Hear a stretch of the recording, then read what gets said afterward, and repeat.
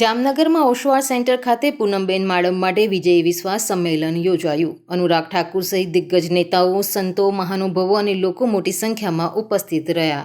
હાલરની દીકરી અને લોકોમાં અઢળક લોકચાહના ધરાવનાર જામનગર લોકસભાના ઉમેદવાર પૂનમ માડમની ઉપસ્થિતિમાં વિજય વિશ્વાસ સંમેલન યોજાયું, જેમાં ભાજપના યુવા સ્ટાર પ્રચારક કેન્દ્રીય મંત્રી અનુરાગ ઠાકુર ઉપસ્થિત રહ્યા હતા અને લોકોના આશીર્વાદ મેળવ્યા હતા. આજે સાંસદ પૂનમ માડમ 12 વાગ્યે ફોર્મ ભરશે.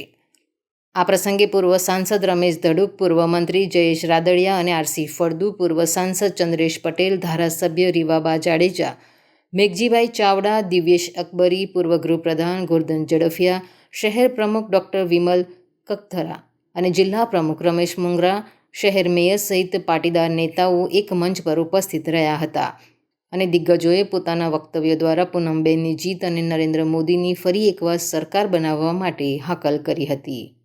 આ ઉપરાંત કેબિનેટ મંત્રી રાઘવજી પટેલ અને મોડુભાઈ બેરા, દ્વારકા ધારાસભ્ય પબુભા માણેક, રિલાયન્સના ધનરાજ નથવાણી સહિત મોટી સંખ્યામાં ભાજપના કાર્યકરો ઉપસ્થિત રહ્યા હતા. ઉપસ્થિત સંતો દ્વારા મંત્રોચ્ચાર સાથે પૂનમબેન માડમને વિજય તિલક કરવામાં આવ્યું હતું અને મહાનુભાવોનું હાલારી પાઘડી પહેરાવી સ્વાગત કરાયું હતું.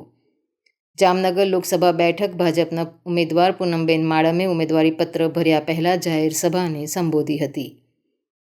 ઓશવાળ સેન્ટર ખાતે મેદાનમાં જામનગર અને દ્વારકાના ભાજપના નેતાઓ, કાર્યકરો અને ટેકેદારો મોટી સંખ્યામાં ઉપસ્થિત રહ્યા હતા.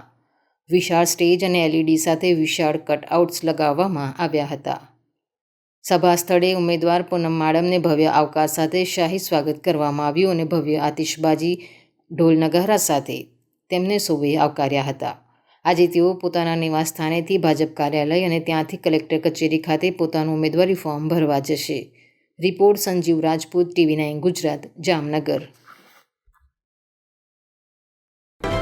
જોતા રહો TV9 ગુજરાત, નિર્ભય, નિષ્પક્ષ, નિરંતર.